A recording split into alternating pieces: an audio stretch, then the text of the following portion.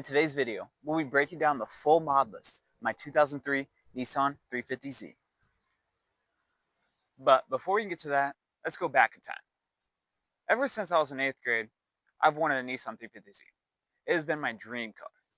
With watching Fast and Furious Tokyo Drift or playing on Forza, it was just a matter of time before I can drive this thing in real life.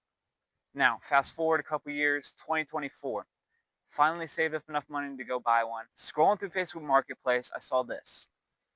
Before buying it, I had no idea how to drive manual. Never driven a manual car in my life. So I hit up my grandpa. I was like, hey, you want to go take a road trip with me? He says yes. So I drive the 3.5 hours down to go look at it. After a few test drives, a little bit of negotiating, and $6,500 later, this was mine. When I bought it, she had roughly 147,000 miles on it. A little bit of surface rust, a little bit of rust underneath. Nothing crazy, just a little bit. The bones were healthy, and it was a great platform to start working on cars. Now, to make this a little bit easier for both you and me, I've broken it down into 4 separate categories, with the first category being handling. To start off, she is lowered on a set of BC Racing coilovers.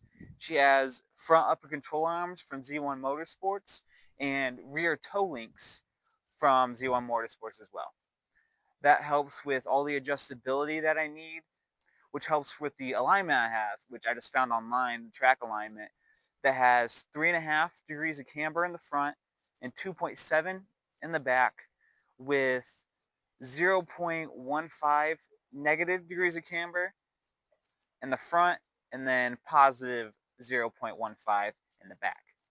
I'm not exactly sure what set of rims we're running, but they are 9.5 by 18 in the front, 11.5 by 18 in the rears.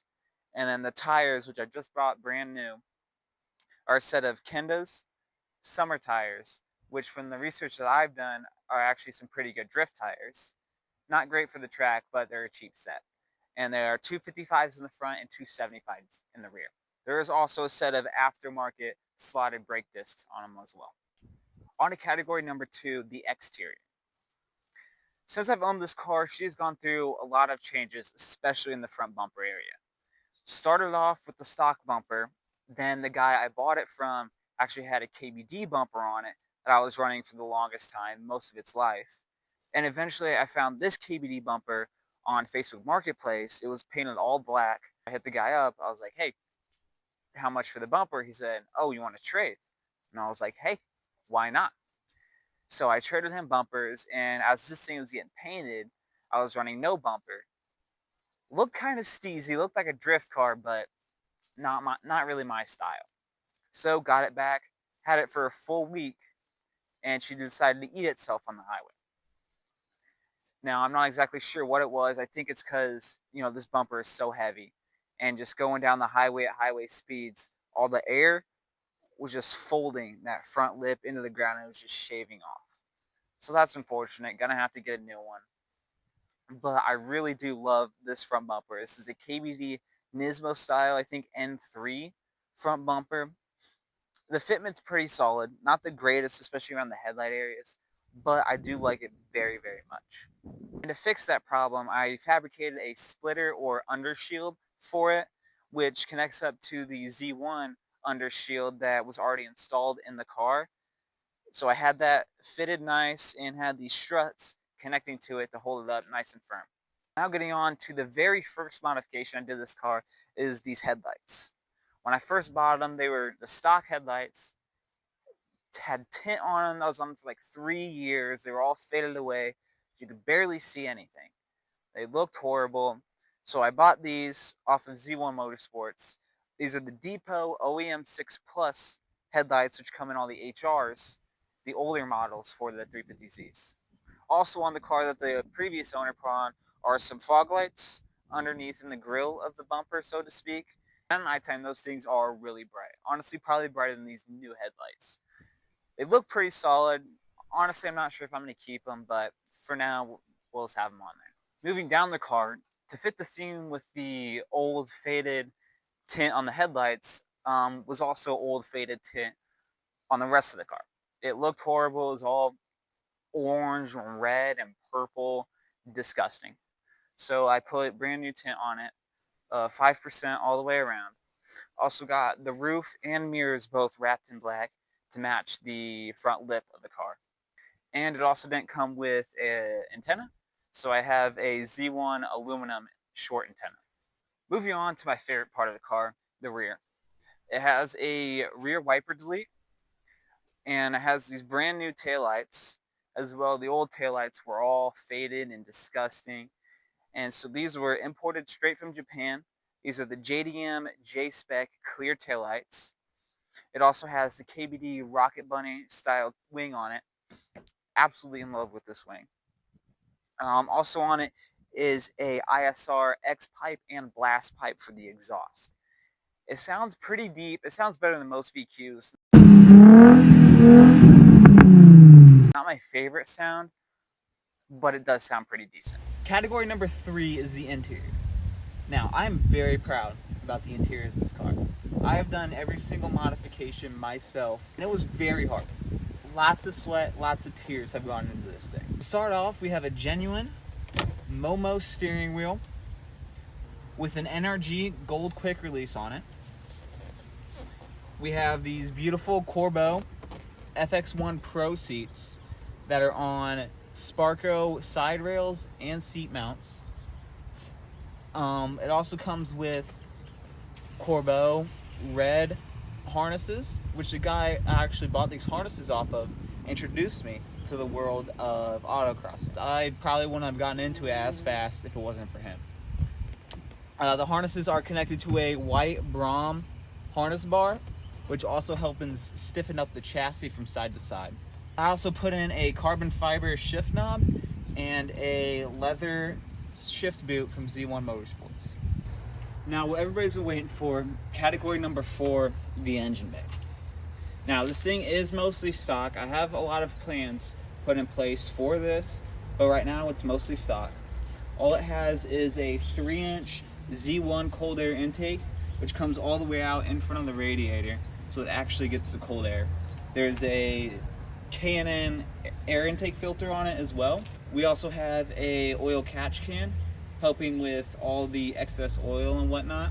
And there is a aluminum Mishimoto radiator, which if you track your car or your car runs super hot, I would highly recommend an aftermarket radiator like this one. It has helped me so much, especially through the summertime, just keeping the car super cold. So that pretty much does it for the entire mod list of this car.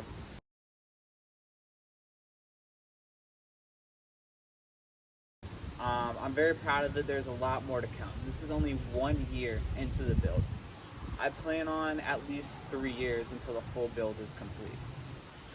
And so speaking of that, the future plans, obviously right now will be power. I'm making all the grip in the world of the track. Now it's time to actually touch the engine and put more power. I'm still waiting on the Kinetics Velocity intake manifold. 5 weeks ago is when I ordered it, so we're still waiting on that. I have the dress-up plate for it and a few other bits to make the engine bay look a lot nicer. I do have a Hitachi 75mm throttle body from Z1 Motorsports. Power increase, but mostly for that throttle response. Really need that, and that'll help with the 3-inch intake tube on it as well. I also have a Deechworks DW200 fuel pump, which is pumping, I think, 255 LHP. So we'll have to get that installed, and also connecting to that are OEM Nissan GTR fuel injectors. I'm pretty sure those are 550cc. Both of those are rated for around 400 horsepower, and I'm planning on trying to get to 350 horsepower. I don't know NA, I'm not exactly sure if that's possible, but we are going to try. After we get all the engine mod stuff in, I'm going to go to the exhaust. I want to get ISR long tube headers. I'm going to get some high flow cats too to really push out all that air.